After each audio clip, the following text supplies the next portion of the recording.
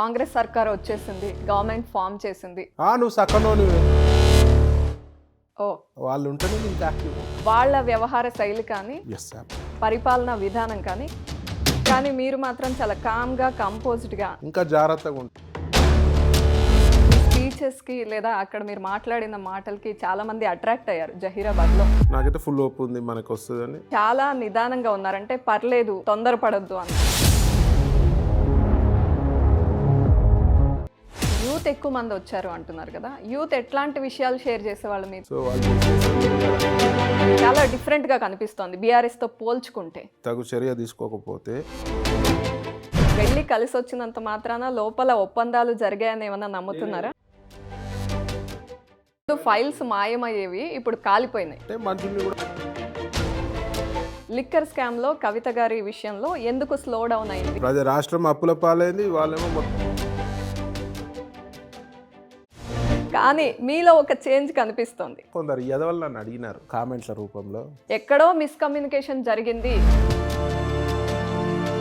ఎక్కడ తగ్గాలి.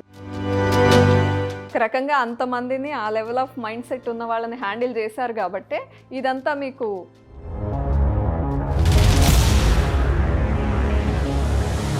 అయితే ఒక పెద్ద వ్యక్తి మిమ్మల్ని పార్టీలో ఆ రోజు జాయిన్ అవ్వకుండా ఆపాడని, సిగ్గు లేదారా నీకు? ఆయన ఆపినా కూడా ఆయన కన్నా హై ఇన్ఫ్లుయెన్స్ వాడి జాయిన్ అయ్యారు అనేది ప్రజల్లో ఉన్నమాట. యూజ్ చేసుకుంటారు బీజేపీని. బీజేపీలో జాయిన్ అయ్యేదే ఆ కేసులు మాఫీ చేసుకోవడానికి. మంచి పవర్ ఉంటుంది అంటే వాళ్ళ సీక్రెట్స్ అన్ని మీకు తెలుసు. అట్లా కాదు, మీరు ఇట్లా చెప్తే మళ్ళీ కాంగ్రెస్ పార్టీ మీ దగ్గర నుండి విచారణ మొదలు పెట్టే ఛాన్స్ ఉంటుంది. దీని చికోటి ఏం భయపడాడు. మంచి పనే చేశారు ప్రజలు అని హ్యాపీ సూపర్ హ్యాపీ. పార్టీలకు అతీతంగా మీకు ఎక్కువగా శ్రేయోభిలాష్ లాగా సలహాలు ఇచ్చింది ఎవరు? వాట్ ఏ లీడర్, అసలు ఇట్లా ఉండాలి అనుకున్న వ్యక్తి ఎవరు? Telangana BJP hard core Kishan Reddy గారు, బీజేపీ మంచి. మన కిషన్ అన్న అలు పెరుగని యువనేతన్న మన కోసం వచ్చాడు చూడు నేడు. చిన్నజీయర్ స్వామితో కనిపించారు, సో ఆయనతో ఎలాంటి సాన్నిహిత్యం ఉంది? ఈ విఐపి పాస్ల విషయంలో 6,000 రూపాయలు ఉండే పాస్ని కూడా మీరు ఫ్రీగా ఇచ్చి 10 లక్షలు ఖర్చు పెడుతున్నారంట. అంటే వైశ్యుల్లో నుండి వెళ్ళి టికెట్ ఆశించినా ఇవ్వలేదు అనుకుంటున్నారా మీరు? చికోటి ప్రవీణ్ గారి అంతిమ లక్ష్యం ఏంటి పొలిటికల్గా?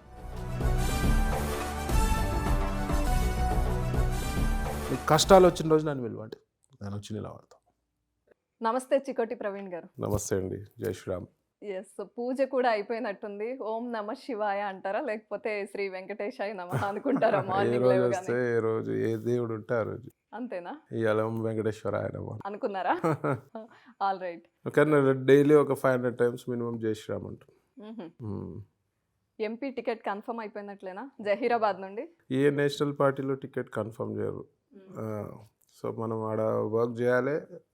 సర్వేస్ అనుకూలంగా, సర్వేస్ ఎవరికి ఫేవర్గా ఉంటే బీజేపీలో ముఖ్యంగా ప్రజలు ఏ నాయకుడిని కోరుకుంటారో దాన్ని బట్టి టికెట్ వస్తుంది. మీ స్పీచెస్కి లేదా అక్కడ మీరు మాట్లాడిన మాటలకి చాలామంది అట్రాక్ట్ అయ్యారు జహీరాబాద్లో. చాలామంది మీ వెంట నడవడానికి సిద్ధపడ్డారు కూడా. అంటే ఇంతకన్నా ప్రూఫ్ ఏముంటుంది సర్వేస్లో అని? ఉంటుందిగా, అంటే పార్టీ కూడా ఫుల్. ఇప్పుడు ఎంపీ సీట్స్ అంటే ఒక ప్రెస్టీజియస్. ఇప్పుడు ఎలక్షన్స్ 2 times ఆల్రెడీ అయింది గవర్నమెంట్. 3rd time అంటే ఇక్కడ కూడా ఎవ్వరు కూడా ఛాన్స్ తీసుకోరు. బీజేపీ అధిష్టానం కూడా గెలిచే గుర్రాలకే సీట్ ఇవ్వాలని నిర్ణయించుకున్నారు కాబట్టి మరి సర్వేస్ ఉన్నాయి. నాకైతే ఫుల్ ఓప్ ఉంది మనకు వస్తుందని. Will win with big majority ticket వస్తే మాత్రం. జనరల్గా కొత్తగా పొలిటికల్ ఎంట్రీ ఇచ్చిన వాళ్ళకి కొంత ఆవేశం ఉంటుంది. ఒకవేళ వాళ్ళ పార్టీలో ఏమన్నా ఇంపార్టెన్స్ ఇవ్వకపోయినా, లేకపోతే టికెట్ విషయంలో కొంత గందరగోళం ఉన్నా కూడా కొంత ఆవేశంగా మాట్లాడడమో లేదా కొంచెం బ్లాక్మెయిల్ చేస్తూ మాట్లాడడమో చూస్తున్నాం మనం. కానీ మీరు మాత్రం చాలా కామ్గా, కంపోజ్డ్గా, చాలా నిదానంగా ఉన్నారంటే పర్లేదు, తొందరపడొద్దు అన్నట్లు. అంటే యాక్చువల్గా నా విజన్ కూడా నెక్స్ట్ 5 years అండి. ఈ తెలంగాణ రాష్ట్రంలో బీజేపీ గవర్నమెంట్ రావాలి, ప్రభుత్వం ఒకసారి రావాలి. ఎందుకంటే ఇప్పటివరకు రాలేదు. ఉమ్మడి స్టేట్స్ ఉన్నప్పుడు రాలేదు, ఈ గత 10 ఏళ్ళ నుంచి రాలేదు. ఒకసారి ప్రజలకు ఏంటంటే ఒకసారి మనకి ఒక అవకాశం ఇవ్వాలి బీజేపీకి. సెంట్రల్లో అద్భుతంగా పాలన చేస్తున్న బీజేపీ ప్రభుత్వము ఒకసారి రాష్ట్రంలో అవకాశం ఇస్తే డబుల్ ఇంజన్ సర్కార్ రావాల్సిన అవసరం ఉంది. దానివల్ల చాలా బెనిఫిట్స్ ఉంటాయి. సరే ప్రజలు గ్రహించాలి. నా విజన్ అంతా కూడా నెక్స్ట్ 5 ఇయర్స్ ఎట్టి పరిస్థితుల్లో ఈ రాష్ట్రంలో ఒకసారి బీజేపీ పాలన తీసుకురావాలని ఒక పట్టుదలతో ఉన్నా. అండ్ నేను షార్ట్ కట్స్లో జంప్ చేయాలని మీ స్పీచెస్కి లేదా అక్కడ మీరు మాట్లాడిన మాటలకి చాలామంది అట్రాక్ట్ అయ్యారు. జహీరాబాద్లో చాలామంది మీ వెంట నడవడానికి సిద్ధపడ్డారు కూడా. అంటే ఇంతకన్నా ప్రూఫ్ ఏముంటుంది సర్వేస్లో అని? ఉంటుందిగా. అంటే పార్టీ కూడా ఫుల్ ఇప్పుడు ఎంపీ సీట్స్ అంటే ఒక ప్రెస్టీజియస్ ఇప్పుడు ఎలక్షన్స్ 2 times ఆల్రెడీ అయింది గవర్నమెంట్. థర్డ్ టైం అంటే ఇక్కడ కూడా ఎవ్వరు కూడా ఛాన్స్ తీసుకోరు. మా బీజేపీ అధిష్టానం కూడా గెలిచే గుర్రాలకే సీట్ ఇవ్వాలని నిర్ణయించుకున్నారు కాబట్టి మరి సర్వేస్ ఉన్నాయి. నాకైతే ఫుల్ హోప్ ఉంది మనకు వస్తుందని. Will win with big majority ticket వస్తే మాత్రం. జనరల్గా కొత్తగా పొలిటికల్ ఎంట్రీ ఇచ్చిన వాళ్ళకి కొంత ఆవేశం ఉంటుంది. ఒకవేళ వాళ్ళ పార్టీలో ఏమన్నా ఇంపార్టెన్స్ ఇవ్వకపోయినా లేకపోతే టికెట్ విషయంలో కొంత గందరగోళం ఉన్నా కూడా కొంత ఆవేశంగా మాట్లాడడమో లేదా కొంచెం బ్లాక్మెయిల్ చేస్తూ మాట్లాడడమో చూస్తున్నాం మనం. కానీ మీరు మాత్రం చాలా కామ్గా కంపోజ్డ్గా చాలా నిదానంగా ఉన్నారంటే పర్లేదు తొందరపడొద్దు అన్నట్లు. చూశారు నన్ను జనాలు. మేము ముఖ్యంగా యూత్ బాగా వచ్చినారు. వాళ్ళకు నమ్మకం ప్రవీణ్ అన్న ఉంటే మంచి చేస్తాడో అని ఒక నమ్మకంతో మీరు ఎక్కడన్నా చూడండి యూట్యూబ్లో వీడియోస్ కానీ ఎక్కడ చూసినా విపరీతమైన జనము. కొన్ని చోట్లయితే ఇక క్యాండిడేట్ కంటే ఎక్కువ నాకే ఎక్కువ ప్రిఫరెన్స్ ఇవ్వడం జరిగింది, స్వాగతం చెప్పడం జరిగింది. సో వాళ్ళ నమ్మకాన్ని వమ్ము చేయకుండా మనం కష్టపడి వాళ్ళకి మంచి చేయాలి అనే చేరువ కావాలనే ఉద్దేశంగానే ముఖ్యంగా నేను పాలిటిక్స్లోకి రావడం. రైట్. యూత్ ఎక్కువ మంది వచ్చారు అంటున్నారు కదా. యూత్ ఎట్లాంటి విషయాలు షేర్ చేసేవాళ్ళు మీతో? మాకు జాబ్ కావాలి అని అడిగేవాళ్ళ లేకపోతే ఎడ్యుకేషన్ ఇంపార్టెంట్ అనేవాళ్ళ? నేను ముఖ్యంగా జాబ్స్ మేజర్ ప్రాబ్లము గత 10 సంవత్సరాల నుంచి జాబ్స్ సమస్య ఉంది. చాలామంది నిరుద్యోగ సమస్యలతో బాధపడుతున్నారు. సో యూత్ మ్యాక్సిమం జాబ్ సమస్య ఉంది. మిగతా వాళ్ళవి కూడా చాలా సమస్యలు, ఇల్లుల సమస్యలు, రకరకాల సమస్యలు ఉన్నాయి. స్కీములు వీళ్ళు బీఆర్ఎస్ ప్రభుత్వము ఏదైతే స్కీములు ఉన్నాయో అది చెప్పడం మటుకే మీడియా ముఖంగా కానీ ఈ పేపర్స్లో చెప్పడము, సభలలో పోతే బరబర ఉరలడం తప్పితే కింద గ్రౌండ్ లెవెల్ వరకు రీచ్ కాలే. ఒక 20-30% రీచ్ అయినాయి, అలా కార్యకర్తలకు రీచ్ అయినాయి. అందులో కూడా రకరకాల బ్లాక్మెయిల్లు. సో వాళ్ళు చేసిన స్కీములు కాదండి, స్కాములే. రైట్. ఇప్పుడు కాంగ్రెస్ సర్కార్ వచ్చేసింది, గవర్నమెంట్ ఫామ్ చేసింది. వాళ్ళ వ్యవహార శైలి కానీ పరిపాలనా విధానం కానీ చాలా డిఫరెంట్గా కనిపిస్తోంది బీఆర్ఎస్తో పోల్చుకుంటే. దాన్ని ఎట్లా చూస్తారు? ఇప్పుడు వాళ్ళు బాగా ప్రజలలో పోవాలని ఒక ప్రయత్నం అయితే కనబడుతుంది. మరి దాన్ని నిలబెట్టుకుంటారా, ముందు ముందు ఎంత చేస్తారా అనేది ఇప్పుడే మనం too early to take call. మనం అంటే ఇప్పుడే మనం దాన్ని డిసైడ్ చేయలేము. గత 10 ఏళ్ల నుంచి ఒక స్కాముల ప్రభుత్వం నుంచి బయటపడి అలా ప్రజలు కాంగ్రెస్ నమ్మి కాంగ్రెస్ కొట్టేసారు కాబట్టి వీళ్ళకి కూడా ఒక 2-3 months 6 months టైం ఇవ్వాలేమో వాళ్ళకి. సో వాళ్ళు ఎట్లా చేస్తారు అని చెప్పి చూడాలి. అంటే రేవంత్ రెడ్డి గారు ప్రతిపక్ష నాయకుల్ని కలిసి రావడం, వాళ్ళని అదే నాకు పరామర్శించడం, అది ఓకే సరే, అదొక సంప్రదాయం, మంచి సంప్రదాయమే. అంటే ఏమున్నా ఎలక్షన్ల కోపాలు తిట్టుకున్నారు, చేసుకున్నారు, నేను కూడా తిట్టిన అందరినీ. అదొకే, అదే ఎలక్షన్ వరకే. ఒక హెల్తీ రాజకీయం ఉంటే మంచిదే. ఆడివారికి బాగానే ఉంది. కానీ ఈ లోపాకారి ఒప్పందాలు కాకుండా వాళ్ళు గతంలో చేసిన స్కాములు ఏవైతున్నాయో, కాళేశ్వరం కానీ ఇంకా రకరకాల డబుల్ బెడ్రూమ్ ఇళ్లలో మన దళిత బంధు అని చెప్పి అందులో కూడా స్కాములు జరిగినాయి. ఈ రైతు బంధుల స్కాములు జరిగినాయి, ప్రతి ప్రాజెక్టుల స్కాములు. మరి కేటీఆర్కి అన్అఫీషియల్ ఇన్ఫర్మేషన్ కొన్ని లక్షల కోట్ల ఆస్తులు ఉన్నాయని ఉన్నాయి. మరి దానిపై దర్యాప్తు జరపాలి. ఒకవేళ రేవంత్ రెడ్డి గారు సర్కార్కి చిత్తశుద్ధి ఉంటే, ఎలాంటి ఒప్పందాలు లోపల కుదరకుంటే, మా మీద అన్నారు కదా ఏమని, బీజేపీ బీఆర్ఎస్ ఒకటే అని అన్నారు కదా ఎలక్షన్ ముందు. ఆ నినాదంతో మేజర్గా పోయినారు, ప్రజల్ని నమ్మించిర్రు. ఇవాళ నేనంట ఇమీడియట్గా వీళ్ళపై తగు చర్య తీసుకోకపోతే కాంగ్రెస్ బీఆర్ఎస్ ఒకటి. ఇవాళ 3 నెలల్లో 2 నెలల టైంలో మీరు ఛాలెంజ్ చేసి చెప్పాలి. మీరు ఎన్ని రోజులలో ఎంక్వైరీ చేస్తారు? ఇవాళ మీ ప్రభుత్వం ఉంది, మీ అధికారులు ఉన్నారు. చిత్తశుద్ధితోటి మీరు ఎంక్వైరీ చేసి స్కాములన్నీ బయటకు తీయాల్సిన బాధ్యత మీపై ఉన్నది. ప్రజలు కూడా అదే కోరుకుంటుర్రు. ఇవాళ 6 లక్షలు 7 లక్షల కోట్లు అప్పైనాం ఇవాళ రాష్ట్రం. 60,000 కోట్ల అప్పుతోటి అలా 6 లక్షల కోట్ల అప్పు అయినాం. ఈ డబ్బు ఎంత ప్రాజెక్టులకు పోయింది, ఈ కేసీఆర్ కుటుంబానికి ఎంతకు పోయింది, ఎంత లోపలేసుకున్నారో తెలియాలి. నా లెక్కలో 2 లక్షల కోట్లు మినిమం కేసీఆర్ కుటుంబం నొక్కేసింది.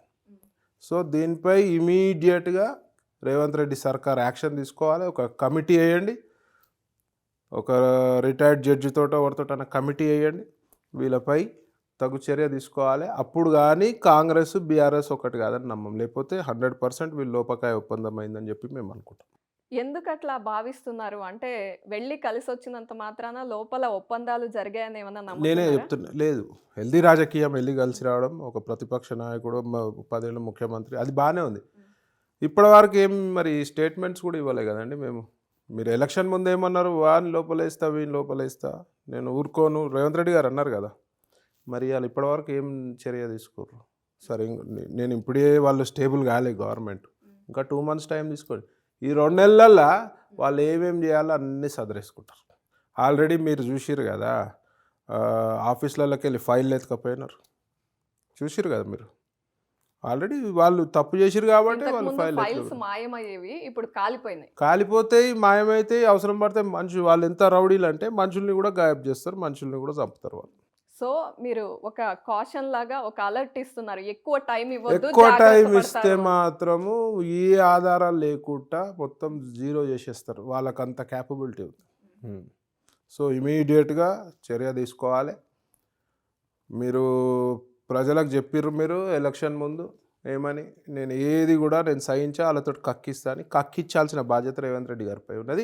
ప్రజలు కూడా అదే నమ్మకంతో మీకు ఓటేసినారు. ఇలా మీరు ఇట్లాంటి ఛాలెంజ్ ఇస్తే వాళ్ళు కూడా కేంద్రంలో మీ సర్కారే ఉంది, మరి మీరెందుకు ఇన్నేళ్లుగా చర్యలు తీసుకోలేదు? ఇంకొక విషయం, లిక్కర్ స్కామ్లో కవిత గారి విషయంలో ఎందుకు స్లో డౌన్ అయింది అనేది వాళ్ళ నుండి కూడా స్లో వస్తున్న డౌన్ ప్రశ్న. ఏం, ఇప్పుడు ఈడీ అనేది కేంద్ర దర్యాప్తు సంస్థ, దానికి కొన్ని ప్రొసీజర్స్ ఉంటాయి. వాళ్ళు ఆధారాలు సేకరిస్తుంటారు, ఆధారాలు సేకరించి వాళ్ళ పని వాళ్ళు చేస్తారు. ఏది కూడా ఇది కాదు, దానికి కొన్ని పరిమితులు ఉంటాయి.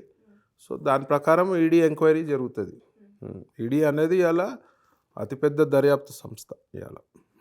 సో ముందైతే ఇక్కడ స్కాములు తీయండి మీరు, వాళ్ళకి అయిన రోజు డెఫినెట్గా ఈడీ చూసుకుంటుంది, అట్లేం లేదు, అదేం ఇబ్బంది లేదు. సెంట్రల్ గవర్నమెంట్ ఏమి ఊరుకోదు. మీరు మా సెంట్రల్ గవర్నమెంట్ చూడండి, ఏమైనా స్కాములు ఏమైనా ఉన్నాయా? ఏమి జరిగాయి? ఇవాళ వీళ్ళు 10 ఏళ్ళు పాలిస్తే మొత్తం రాష్ట్రం నాశనం పట్టిపోయారు. ఇవాళ ముందు చెప్పలేదు, కార్లు 20 కార్లు ఆడున్నాయంటారు. ఎలక్ట్రిసిటీ డిపార్ట్మెంట్లో విద్యుత్ శాఖలో 80,000 కోట్ల అప్పులు ఉన్నాయన్నారు.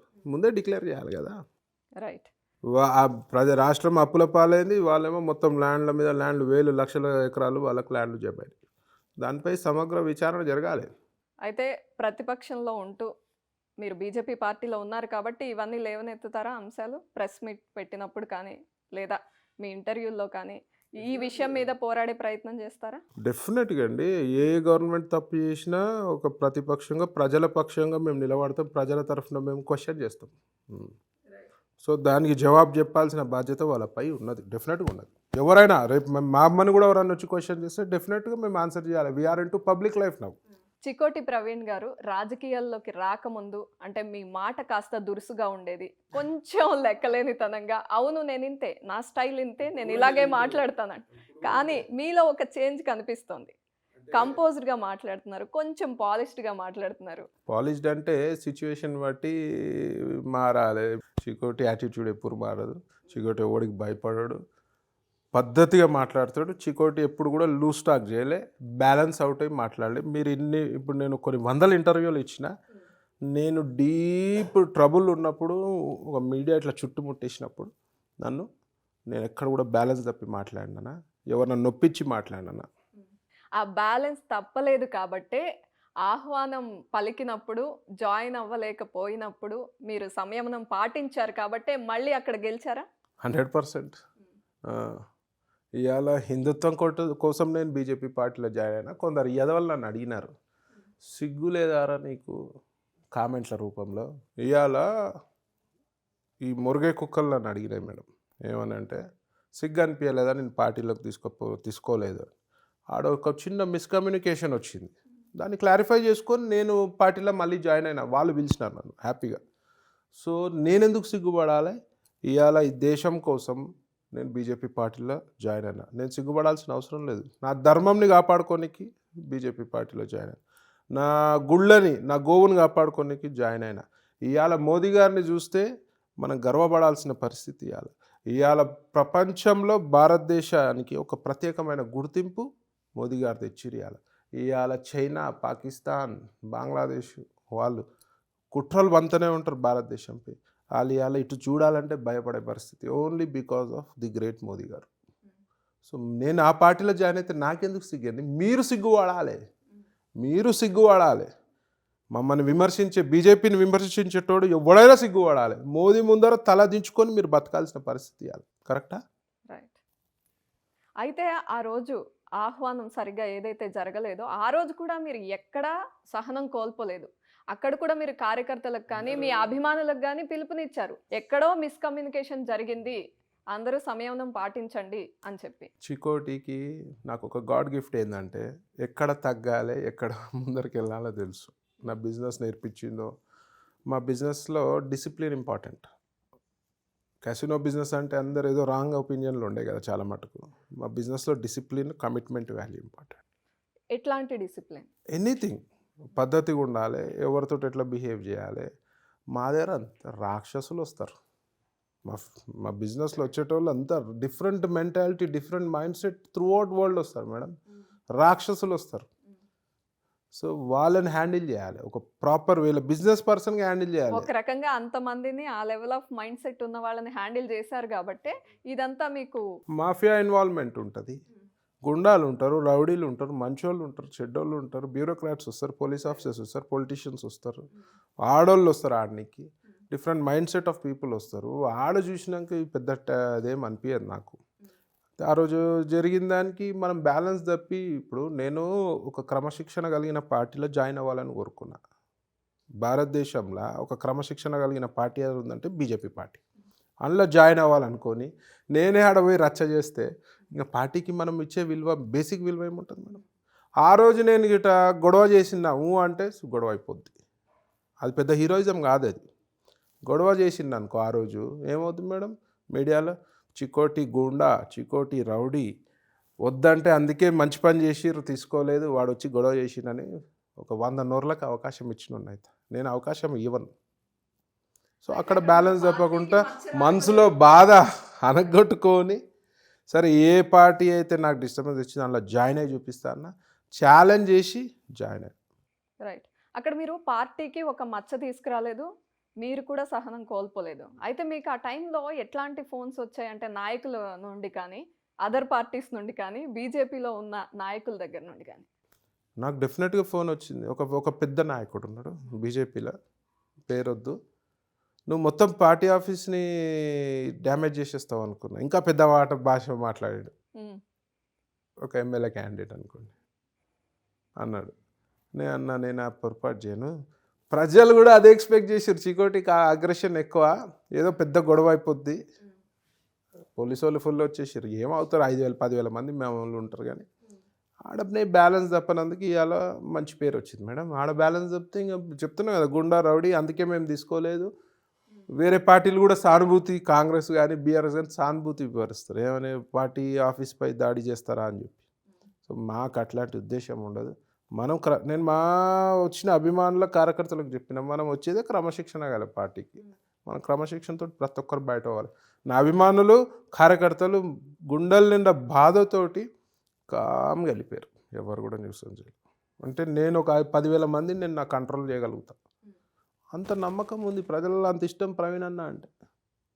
అయితే ఒక పెద్ద వ్యక్తి మిమ్మల్ని పార్టీలో ఆ రోజు జాయిన్ అవ్వకుండా ఆపాడని, ఆయన ఆపినా కూడా ఆయన కన్నా హై ఇన్ఫ్లుయెన్స్ వాడి జాయిన్ అయ్యారు అనేది ప్రజల్లో ఉన్నమాట. ఏమంటారు? ఇన్ఫ్లుయెన్స్ అవ్వని ఎందుకు మేడం? ఆపేటోళ్ళు ఆపుతారు. ఇవాళ ప్రవీణ్ చికోటి అందరికి నచ్చాల్సిన పని లేదు. కొందరికి నచ్చుతారు, కొందరు నచ్చరు. మెజారిటీ ఏముంది చూసుకుంటాను నేను.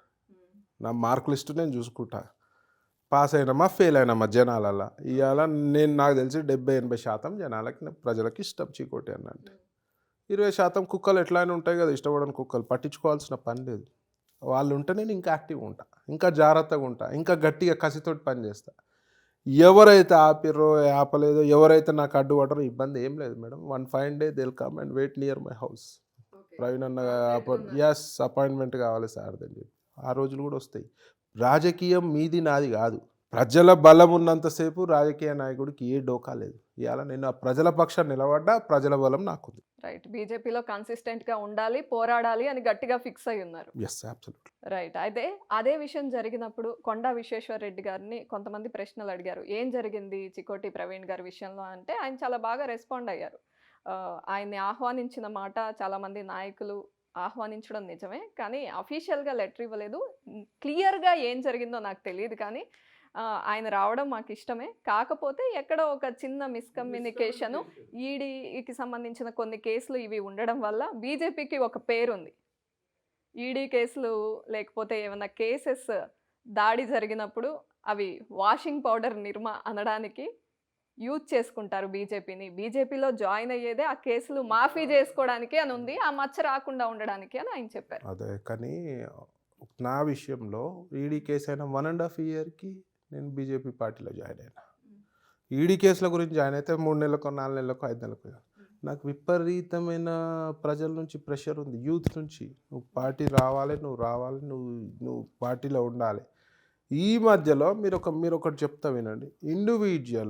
ఒక ఇండివిజువల్ నేను హిందూయిజం గురించి పనిచేస్తా, గోవు గురించి పనిచేస్తా. ఒక ఇండివిజువల్ ప్రతి చిన్న ఇష్యూ ఏది తెలంగాణ రాష్ట్రంలో అయినా ఆంధ్ర రాష్ట్రంలో అయినా స్పందిస్తూ కేసులు నా మీద ఎన్ని కేసులు పెట్టించుకున్నా బీజేపీ రాకముందు. మరి నాకు షెల్టర్ కావాలి కదా, నాకు ఎక్స్ట్రా. ఇప్పుడు ఒక ఇండివిజువల్ ఒక లిమిట్ వరకే శక్తి ఉంటుంది. ఒక ఆర్గనైజేషన్ ఒక పార్టీ సపోర్ట్ ఉంటే మంచి పవర్ ఉంటుంది. సో ఆల్రెడీ బీఆర్ఎస్ ప్రభుత్వం నాపై శివాజీ స్టాచ్యూ ఇష్యూ అయినప్పుడు కేసులు పెట్టడం జరిగింది. అలాగే ఈగో సాటిస్, ఎంత కసి దొరపాలన చూడండి, ఎంత వరస్ట్ ఫెలోస్ అంటే వాళ్ళకి అక్కడ కేసులు పెడితే సాటిస్ఫై కాలే, మళ్ళీ ఇక్కడ టెంపుల్ దగ్గర పెట్టినారు ఓల్డ్ సిటీలో. ఏదో రకంగా నన్ను టార్గెట్ చేస్తారు. నేను నోరిపితే వాళ్ళ జీవితాలు కింద మీద అవుతుండే. అట్లా కాదు మేడం, అవన్నీ పక్కన పెట్టండి, అర్థం చేసుకోవాలి కొన్ని విషయాలు, డీప్గా పోవద్దు మీరు. నేను ఈడీ అయినప్పుడు నోరిపితే వాళ్ళ జీవితాలు కింద మీద అవుతుండే. నేను ఒక డిసిప్లిన్ గల, ఒక పద్ధతి గల, ఒక బిజినెస్ మ్యాన్గా నేను నోరిప్పలే. మీరు ఇట్లా చెప్తే మళ్ళీ కాంగ్రెస్ పార్టీ మీ దగ్గర నుండి విచారణ మొదలు పెట్టే ఛాన్స్ చేసుకోండి. దానికి ఏం భయం ఉంది, ఏముంటుంది దానికి? దేని చీకటి ఏం భయపడాడు. నేను చెప్తున్నా, ఎవ్వడు ప్రపంచంలో సక్కనోడు కాదు. ఏదో వీళ్ళు పెద్ద పాలన నెత్తి కావురం ఎక్కి ఇవాళ ఓవర్ కాన్ఫిడెంట్ తోటి ప్రజల్ని కూడా కేసీఆర్ ఎట్లా అన్నాడు, మీరు వేయకపోతే నేను ఫామ్ హౌస్లో పోయేవంట చూపించారు కదా ఫామ్ హౌస్ రుచి. ఓవర్ కాన్ఫిడెన్స్ ఉండొద్దు. ఒక లీడర్కి, ఒక ఎమ్మెల్యేకి దొరకడు, ఒక మంత్రికి దొరకడు, ప్రజలకు అసలే అందుబాటులో లేడు. మొత్తం నెత్తిలెక్కిన ఈ 5 ఏళ్ళు ఇట వాళ్ళు ఉంటే మేడం కథమే. ఇంకా మొత్తం ఇక మూన్ వాక్ పైనే ఉంటుండాలి, మొత్తం స్కైలోనే నడుస్తుండాలి. ప్రజల ముందు సూపర్ హ్యాపీ. మా పార్టీ రాలేదని బాధ, కానీ వాళ్ళు ఓడిపోయారని సంతోషం. ఎవడైనా నెత్తి కావరం ఎక్కినవాడు చరిత్రలా ఏ రాజు ఉండని. వీళ్ళెంత మేడం రాజులు, మహారాజులే రాజ్యాలే పోయినాయి అహంకారం నెత్తినెక్కిన రోజు. వీళ్ళు ఆఫ్టర్ ఆల్ బీఆర్ఎస్ పార్టీ తప్పేంటి, ఓడిపోవడానికి కారణం ఏంటి అంటే మూడు కారణాలు చెప్పండి. అహంకారము, ప్రజలకు చేరువ లేకుండా నేనే రాజు నేనే మంత్రి అనే విధంగా పరిపాలన, హిట్లర్ పరిపాలన మేడం. పోలీసు వాళ్ళు ఏది చెప్తుంది, మంచిగా చెడా, కోర్టుకు భయం లేదు వీళ్ళు. ఇలా కోర్టు అనేదే భయం లేదు వీళ్ళకి. ఎవరి మీద కేసులు పెట్టాలి, గోరక్షకులపై ఎన్ని కేసులు పెట్టాలి, ఒక్కొక్కరి మీద 50 కేసులు, 50 కేసులు. సిగ్గుండాలి. పొద్దున్న లేవంగానే మళ్ళీ హిందుత్వం గురించి మాట్లాడుతావు, మీ ఏదో కట్టుకుంటావు, ఈడెవరిదో కట్టుకుంటావు, పొద్దున్న లేవంగానే యాగాలని చేస్తావు. సిగ్గుండాలి. అన్ని నటన.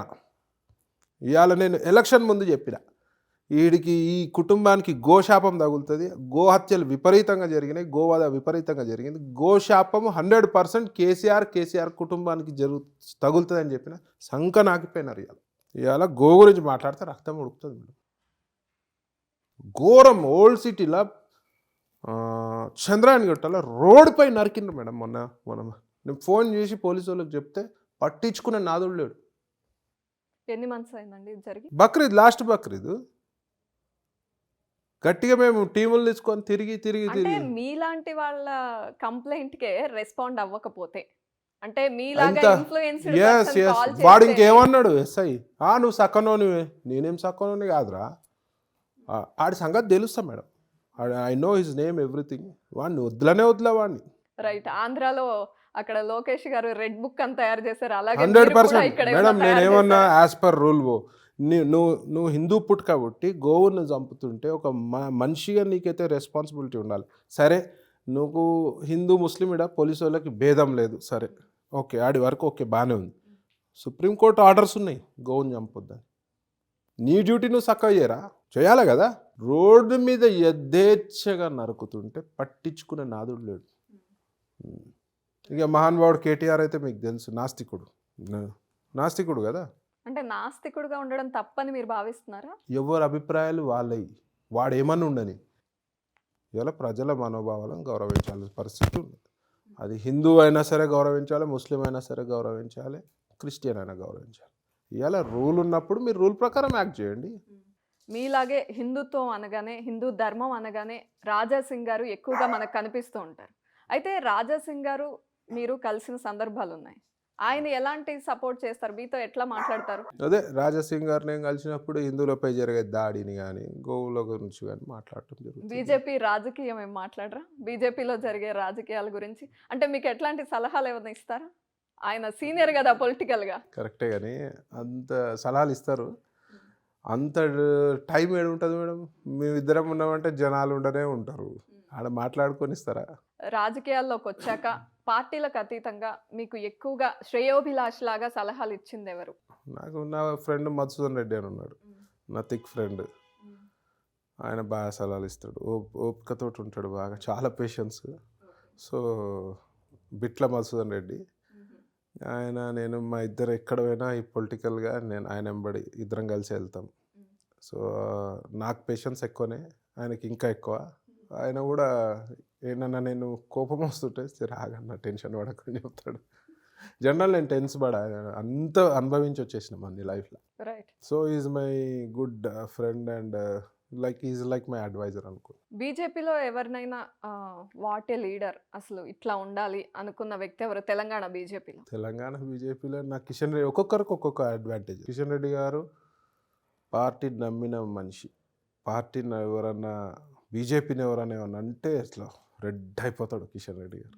అంటే పార్టీ ఎన్ని అంత అంకిత భావంతో పనిచేస్తారని మీరు చెప్తున్నారు కదా. కిషన్ రెడ్డి గారి మీద కూడా అలిగేషన్స్ ఉన్నాయి, మేడం, అంటే రకరకాలుగా నేను చెప్తాను. బీఆర్ఎస్ కి సపోర్ట్ చేస్తారు. ఎందుకు చేస్తారు మేడం బీఆర్ఎస్కి సపోర్ట్? ఏం పని మాకు? బీఆర్ఎస్ సపోర్ట్ చేసేది ఉంటే నేను ఒకటి అడుగుతాను మేడం, కిషన్ రెడ్డి గారు అంత సీనియర్ లీడరు, ఎప్పుడో పోతే హోంమంత్రి ఏదో మంత్రి అవ్వేవాళ్ళు కదా. ఇలా బీఆర్ఎస్లోకి వెళ్ళిపోవచ్చు కదా. కిషన్ రెడ్డి గారిని అయితే ఎవరు కాదన్నారు కదా, దండం పెట్టి తీసుకుంటారు కిషన్ రెడ్డి గారిని. మరి ఆయన ఒకవేళ ఆయన కలిసేది ఉంటే డైరెక్ట్ అన్ననే పోతుండే. ఇప్పుడు అంటే సెంట్రల్ మినిస్టర్ వచ్చింది, నేను ఎప్పుడు సెంట్రల్ మినిస్టర్ రాకముందు చెప్తున్నా.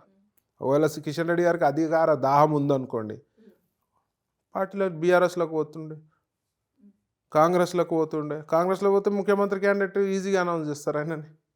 అది పద్ధతి అది కాదు. ఆయన డయ్యాడు బీజేపీ మనిషి, హార్డ్కోరు కిషన్ రెడ్డి గారు బీజేపీ మనిషి. మనం ఇంతకు ముందు పార్టీలో ఎవరెవరు నచ్చుతారు అని అడుగుతున్నాను, కిషన్ రెడ్డి గారి గురించి చెప్పారు. నాకు లక్ష్మణ్ అన్న ఓర్పు, చాలా చాణక్యుడు లక్ష్మణ్ అన్న. ఈజ్ వెరీ, ఆయన కూడా పార్టీ ఆయన కూడా పార్టీ విధేయుడు. ఇవాళ బీజేపీ పార్టీలో గొప్పదనం ఏంటంటే ఎవరైతే పార్టీని నమ్ముకొని ఉన్నారో వాళ్ళకి మంచి సముచిత స్థానం కల్పించారు. ఇవాళ లక్ష్మణ్ గారు ఏళ్ల నుంచి ఉన్నారు, ఆయన కూడా దలుచుకుంటే ఏ పార్టీలైనా వెళ్ళిపోయేవాడు, రెడ్ కార్పెట్ చేసి వెల్కమ్ చేసేవాళ్ళు. ఆయన బీజేపీ సిద్ధాంతాలకి వీళ్ళిద్దరు చూస్తూ నేర్చుకోవాలి. ఇంకా డైనమిక్ అంటే మా అక్క అరుణ సూపర్. ఆమె పొలిటికల్గా నేను చూసిన లీడర్లలో ఆమె లాంటి లీడర్లు చాలా రేర్ మేడం. ఎందుకంటే ఆమె స్ట్రైట్ ఫార్వర్డ్ చెప్పేస్తుంది, అవుతుంది కాదు, నానగొట్టడము, మభ్యపెట్టడము. అసెంబ్లీలో ఎట్లా ఫైట్ చేస్తారో బయట కూడా అంతే. Super human being, super human being. నాకు అక్కంటే కూడా బాగా ఇష్టం. అయితే చిన్నజీయర్ స్వామితో కనిపించారు, అది కొంత పాత సబ్జెక్ట్ ఇప్పుడు తీశారు మీరు, బాగా హోంవర్క్ చేసుకొని వచ్చినట్టున్నారు మీరు. అదే కొంత అది విమర్శలకు దారితీసింది, కొంతమంది దాన్ని మెచ్చుకున్నారు. అంటే టూ ఆపోజిట్ పోల్స్, మీ లైఫ్ కానీ, మీ ఆలోచన విధానం కానీ వేరు. మీ వృత్తి వేరు. ఆయన ఉన్న వృత్తి వేరు. సో, ఆయనతో ఎలాంటి సాన్నిహిత్యం ఉంది మీకు? నాకు బాగా ఒక గురు శిష్యుల మధ్యలో ఉన్నంత అనుబంధం ఉంది. ఆయనకి నేను ఇష్టం, నాకు ఆయన ఇష్టం. జిఆర్ స్వామి గారు నాకు ఫస్ట్ టైం చూసినప్పుడు నా పాప బర్త్డేకి వచ్చినాడు. నేను చూస్తే నాకు ఏదో కనెక్టివిటీ వచ్చిందని అంత పెద్ద మనిషి అన్నాడు. It's a great thing. పబ్లిక్లో ఒక 3000 మందిలో మైక్లో అన్నారు. నాకు ప్రవీణ్కి ఫస్ట్ టైం ఇవాళ మీటింగ్ అని ఒక 2015లో ప్రవీణ్ని చూస్తే నాకు కనెక్టివిటీ వచ్చింది అన్నాడు. ఆయనకు నేనంటే ఇష్టం, నాకు ఆయన అంటే ఇష్టం. మహానుభావుడు ఆయన హిందుత్వం నిలబడే దాంట్లో ఒక కీలకమైన పాత్ర స్వామీజీలు పోషిస్తారు. అందులో ఈయన ఉన్నతమైన స్థానంలో ఉన్నాడు. ఇక నార్త్ సౌత్ పోల్ అంటే ఇట్స్ కామన్ మేడం. బిజినెస్ ఒకటి, నేను ఆల్రౌండరు. బిజినెస్ ఒక టైపు.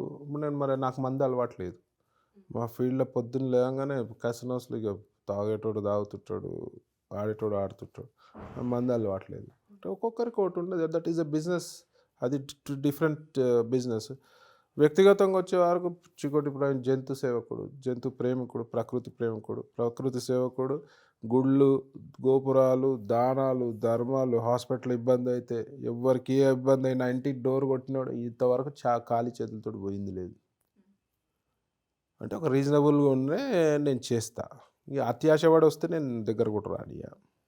తర్వాత గోహత్యలు ఇవన్నీ కూడా నేను ఎదుర్కోవడం జరుగుతుంది. ఇది ప్రైవేట్ లైఫ్. అది బిజినెస్ ఈజ్ డిఫరెంట్. నేను ఇల్లీగల్ వ్యాపారం చేసినప్పుడు మీరు మాట్లాడాలి. Central government, Goa government permission ఇచ్చిన చోట మేము చేసేది వ్యాపారం లీగల్. దానికి ఇబ్బంది ఏముంది? హ్యూజ్ ట్యాక్సెస్ పే చేస్తున్నాం. అది ఒక సబ్జెక్టు. అదేమి నేనేమి డ్రగ్స్ స్మగ్లింగ్ చేస్తలే, గంధం చెక్కలు స్మగ్లింగ్ చేస్తలేదు, ఏవి చేస్తలేను కదా. ఇంపోర్టెడ్ లిక్కర్ తెచ్చి స్మగ్లింగ్ అవన్నీ చేస్తలేం కదా. సో అది ఏమో బిజినెస్, ఇది వ్యక్తిగతం. రైట్. జిఆర్ స్వామితో కనిపించినప్పుడు రకరకాల ట్యాగ్ లైన్స్, రకరకాలుగా జరిగింది అది ట్రోలింగ్. ఏం జరుగుతోంది? ఏదో జరుగుతోంది. జిఆర్ స్వామి చికోటి ప్రవీణ్తో కలిసి వెళ్ళడం ఇవన్నీ. అయితే ఇదంతా చికోటి ప్రవీణ్ ఏమన్నా ఇల్లీగల్ ఏమైనా వెపన్స్ ట్రేడింగ్ చేస్తుండా, డ్రగ్స్ చేస్తుండా? రైట్. ఆ టైంలో జిఆర్ స్వామి ఏమన్నా మాట్లాడారా మీతో? అంటే క్యాజువల్గా ఆ విషయం గురించి, పర్టికులర్గా ఆ విషయం గురించి. ఆయన మై ఫుట్ అంటాడు, పట్టించుకోరు. ఎందుకంటే ఏడ పచ్చగా ఉందో అనే రాళ్ళు కొడతారు, కాశీ చెట్టుకే రాళ్ళు కొడతారు. అట్లా విమర్శించేటోడు విమర్శిస్తాడు. అలా విమర్శించేటోడు పొలిటికల్గా ఉంటారు. ఇప్పుడు ఆయన కేసీఆర్ దగ్గర ఉంటే కాంగ్రెస్ వాళ్ళు విమర్శించవచ్చు, ఆయన బీజేపీ మోదీ గారి దగ్గర అయిన రోజు బీఆర్ఎస్ వాళ్ళు విమర్శించవచ్చు. అట్లా దాన్ని పెద్ద పట్టించుకోవాల్సిన అవసరం లేదు. ఎవరైనా విమర్శిస్తారు మేడం. ఇలా ఓడి మంచిగా కనబడుతుంది వాళ్ళు, వాని సంబంధమే లేదు. మీకు తెలుసు కదా ఆ గాడిది స్టోరీ తెలుసా మీకు? ఒకటి స్టోరీ ఉంటుంది, షార్ట్ కట్లో చెప్తా. ఓ మొగుడు పిల్లలు గాడిది తెలుసా? చెప్తే బాగుంటుంది. నాకు తెలుసు, బట్ మీరు చెప్పండి. మొగుడు పిల్లలు గాడిది కొనుక్కొని సంతలో నడుచుకుంటూ పోతారు. గాడిది మామూలుగా నడుచుకుంటారు. అది ఎందుకు హింస చేయాలని ఒక ఊర్లో పోగానే ఒకడు అడుగుతాడు అనమాట. తెలుగున్న అదరా గాడిది కొనుక్కున్నారు, పైసలు మీదకి మంచిగా పోవచ్చు కదా, ఎందుకు నడిచి కాళ్ళు అంటే అవు కరెక్టే కదా అనుకుంటాడు. ఇద్దరు కలిసి గాడిద మీద ఎక్కి పోతుంటారు. ఇంకో ఊరు పోగానే వీళ్ళు గాడిదలు ఎక్కురు, గాడిద మీద ఎక్కిరా అని వీళ్ళని తిట్టిరు. అరే అవు కరెక్టే అని ఒకరు దిగుతారు, మొగుడు దిగుతాడు, పెళ్ళాం ఉంటుంది. ఇంకో ఊరు పోగానే మగుడు సిగ్గు లేదురా, పెళ్ళాన్ని గాడిద మీద ఎక్కించుకున్నావు, నువ్వేమో నడుస్తున్నావు, నువ్వు పెళ్ళాన్ని భయపడతావా అంటే అరే ఇదేం పరిశాన్ అని పెళ్ళాము దిగి మొగుడు ఎక్కి నడుస్తుంటే సిగ్గు లేదురా, ఆడపిల్లని నడిపిస్తున్నావు, నువ్వేమో గాడిద మీద ఉన్నావు అని చెప్పి. అంటే ఏదన్నా ఏం చేసినా ఈ సమాజంలో ఏదో ఒకటి అనాలి. ఫస్ట్ అనేటోడే పెద్ద గాడిది. గాడిది పరువు తీసినట్టు అవుతుందేమో, జంతు ప్రేమికుడిగా చెప్తున్నా. యూజ్లెస్ ఫెలోస్ ఏదో ఒకటి అనాలని చెప్పి. ఇవాళ ఎన్ని కామెంట్లు నేను పట్టించుకోను. నేను కామెంట్లు చదువుతా. ఇప్పుడు మీ యూట్యూబ్ ఇంటర్వ్యూ అయిపోయినాక కొన్ని వ్యూస్ పోయినాక చూస్తా కామెంట్లు. ఎక్కువ శాతం ఏమున్నాయి. రైట్. ఇది నోట్ చేసుకోండి. చికోటి ప్రవీణ్ గారు ఖచ్చితంగా కామెంట్స్ చూస్తారంట. మీకేమన్నా అడగాలనిపించినా, మీరేమన్నా చెప్పాలనిపించుకున్నా, ఇక్కడ తిట్టాలనిపించినా తిట్టొచ్చు, మెచ్చుకోవాలనిపించినా మెచ్చుకోవచ్చు. మీరు తిట్టినంత నేను చెడ్డోని కాదు, మెచ్చుకున్నంత మాత్రం మంచోని కాదు. ఎవడు మనస్సాక్షి కాడికి తెలుసు కదా మేడం. సో నేను చదువుతా, అందులో మేజర్ శాతం ఏముందో చూస్తా. అందులో నాకైతే ఎప్పుడు 90-95 మార్క్స్ పడుతున్నాయి. మీరు కూడా చూడొచ్చు, నా పాత ఇంటర్వ్యూస్ చూడొచ్చు, అవన్నీ చూడొచ్చు. అయితే తీన్మార్ మల్లన్న గారు కొంత మీరు తెలియక ముందు జిఆర్ స్వామి విషయంలో మంచి సోపతి దొరికింది అని ఒక వీడియోలో ఆయన మాట్లాడారు. తర్వాత మీరు మాట్లాడడం జరిగింది. కానీ మళ్ళీ మీరు క్యూ న్యూస్‌కి వెళ్ళి మళ్ళీ చక్కగా అక్కడ కనిపించారు. సో, ఆయన్ని కలిసినప్పుడు ఏమనిపించింది మీకు? అక్కడ కలిసి అక్కడ తీన్మార్ మాట్లాడుతున్నప్పుడు? మల్లన్న అనే వ్యక్తి ఒక ఇంటలెక్చువల్ నా ఉద్దేశంలో. ప్రజల పక్షాన పోరాడే మనిషి. నన్ను తిట్టకముందు ఆయనను బాగా ఇష్టపడుతుండే. తిట్టినాక ఒక రకమైన కోపం వచ్చింది. నాకంటే ఎందుకు కోపం వచ్చింది, తీన్మార్ మల్లన్నకు కూడా చెప్పిన. నువ్వు తెలివిగల్లోని లెక్క నేను భావిస్తా. నువ్వు మ్యాటర్ తెలియకుండా నువ్వే బట మాట్లాడితే ఎట్లా? నువ్వు మ్యాటర్ తెలుసుకొని పర్ఫెక్ట్ ఆధారాలతోటి మాట్లాడాలి. తీన్మార్ మల్లన్న పిలిచిండు ఆయన కూడా తిట్టినా, నువ్వు పెద్ద బ్లాక్మెయిలర్ అది ఇది అని తిట్టినా. నేను చెప్పిన, నువ్వు ఉట్టిగా నిరాధారపూరితమైన ఆరోపణలు వేసినావు కాబట్టి నేను కూడా నీ మీద నిరాధారపూరితమైన ఆరోపణలు వేసిన. చెల్లుకు చెల్లని చెప్పారా? అట్లేం లేదు ఇక. అట్లా ఆయన కూడా సారీ ఫెల్ట్ అయ్యాడు, సారీ చెప్పిండు. నేను కూడా సారీ చెప్పిన. మంచి మిత్రుడు. ఇప్పుడు మేడం తెలియని సందర్భాల్లో ఏదన్నా నేనే మిమ్మల్ని ఏదన్నా అన్నాను అనుకో, వన్ డే నేను రియలైజ్ అవుతా, అక్కడ నాకు శత్రుత్వం అవసరం లేదు కదా, నాకైనా ఆస్తి గొడవలు లేవు కదా, పాలల పంచాయతీ లేదు కదా. సో అందరితోటి మంచిగా ఉండాలనేది నా భావన. కానీ ఉండనియ్యరు, గెలుకుతుంటారు. నా రూట్లో ఏదో నేను పోతుంటే గెలుకుతుంటారు. గెలికినోనికి సమాధానం మంచిగా చెప్తారు. రైట్. అయితే ఇంత కొన్ని విషయాల్లో చాలా రూడ్‌గా నేను ఇంతే, నా స్టైల్ ఇంతే అని చెప్పే మీరు చాలా మంది విషయంలో అంటే ఎంట్రీ పాస్‌ల విషయంలో చాలా మందికి హెల్ప్ చేస్తారంట. వీఐపీ పాస్‌ల విషయంలో రూ. 6,000 ఉండే పాస్‌ని కూడా మీరు ఫ్రీగా ఇచ్చి 10 లక్షలు ఖర్చు పెడుతున్నారంట. ఎవరు గోవాకు పోయినా చీకోటి అన్న గుర్తొస్తాడు. నెలకి ఎన్ని ఎంట్రీలు అంటే అదొక టోల్ ఫ్రీ నెంబర్ లాగా కాల్ చేస్తారా గోవా వెళ్తే? మొన్న మంత్ ఎండ్ మా బిజినెస్ టైం, అది హ్యూజ్ బిజినెస్ టైం. మనకు కూడా ఒక లిమిట్స్ ఉంటాయి, జనాలు అర్థం చేసుకోరు. న్యూ ఇయర్కి నేను ఎప్పుడు నా ఫోన్ ఫ్లైట్ మోడ్ పెట్టే పరిస్థితి ఏర్పడ్డది. మనం ఎంత అని తట్టుకుంటాము. ఇప్పుడు మీరు వెళ్ళారు అనుకోండి, నేను హ్యాపీగా ఎంట్రీ ఇస్తా. ఆయన వెళ్ళిండు అనుకో, ఇస్తా.